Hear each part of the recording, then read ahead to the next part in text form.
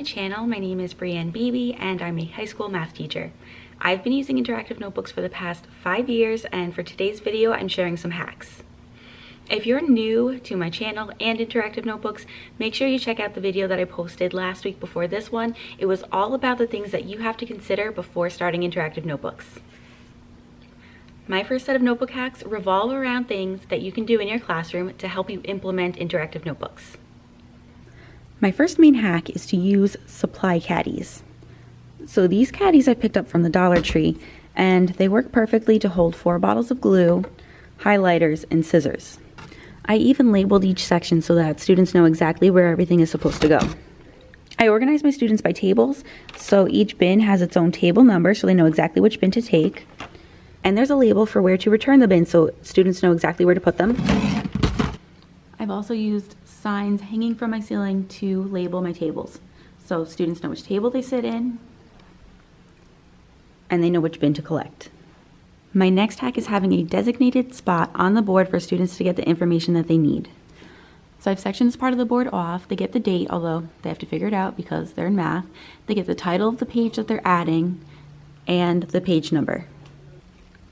My last classroom hack is to have bins where students can keep their notebooks sorted by class period. So I have 2 periods where we do the notebooks. It's B and H period. And these are bins that I purchased from Target a few years ago. They used to come in 2 packs, but I think now they come singular. And these baskets are perfect for notebooks to either be lying down or standing up. It depends on how many notebooks are in the bin. My next set of hacks is all about the notebooks themselves. So the first one is label the notebooks. You can purchase Avery labels that are return address labels. You download the template from online and you type out whatever you want, and this is what I use for my students. So here's one example. I just have the student's name covered. Here's a close-up of the label. I put the labels in the upper right corner so it's easy to see when they're standing up in the bin. And each label says this book belongs to, it has a student's name, and then it says, if found, please return to 414, which is my classroom number. These have worked like a charm. I've had students I don't even know bring back notebooks. I've had other teachers bring back notebooks. I've even had administrators bring the notebooks back to me. And it just helps students that maybe leave their notebook behind when they're changing classes. And I haven't lost a notebook since using this. Although now that I've said that out loud, I should probably knock on wood. The labels that I use are linked down below. My next hack is for adding in pocket pages. Pocket pages are great because they create a spot in your notebook where you can keep just random papers. These especially come in handy when we don't quite finish a notebook page before the period ends, and I'm able to say, okay, put this in your pocket page, we'll finish it later. Some of my students also like to keep their homework in the pocket pages. And what I love about pocket pages is that they help divide the notebook. They work like section dividers, so each unit has its own section divided by a pocket page. I learned about pocket pages when I first started doing interactive notebooks a few years ago, and I found the idea on a blog called Journal Wizard, and I don't know if it's still up or available, but if it is, I will link it down below. So when I make pocket pages, I could choose to have it on the left side or the right side. It doesn't matter. But basically, all you have to do is lift up the page you want it on. I want it on the right side, and I have to take this and fold it down. So I'm going to have a diagonal crease. And then I'm going to add glue going down this side and then across the bottom. Although when you do this for real, do not do that. Just forgive me because I'm doing this one-handed. And then when you're done with your pocket page, you're going to turn the page and just fold your page over. So now I could put whatever I need to in this page right here. I also wanted to share how you can use liquid glue and have it not make a complete mess. Here's my trick for gluing papers in. This is just a random scrap paper. So I take the glue and I'm just going to do dots. You go toward the corner, but not actually to the edge. You want to be like about an inch in from both directions. And you're just going to put in little dots. And one in the center.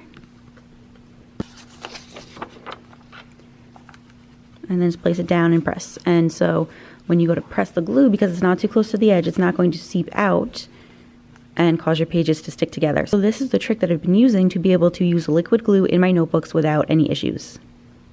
My last set of hacks is all about creating notebook pages.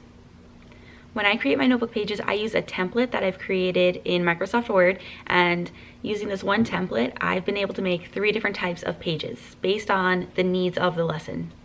With this hack, I also incorporate the use of lines. My template is based on a table, and so the tables I can use borders.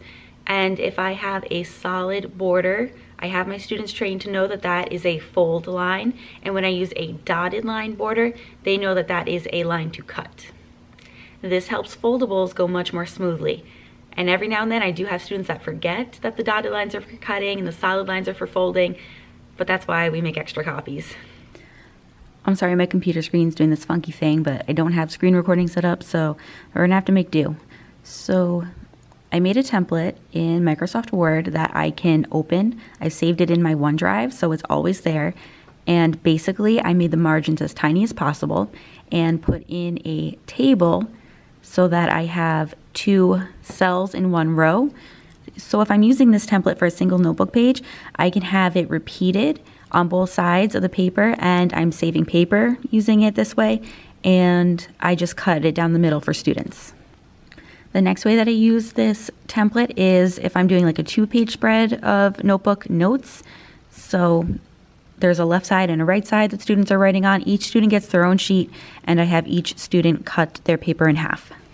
The last way that I use this template is to make a mini booklet for the notebooks, and this is what I've been doing most often lately because I can get more stuff in for using less paper. So this side would be blank, and students have to glue this side down. This side would be the front cover of the mini booklet, and then we have the left inside page and the right inside page. And sometimes I'll put the border in between them, sometimes I don't. Usually I'll have this solid line on the front cover so students know to fold and not to cut.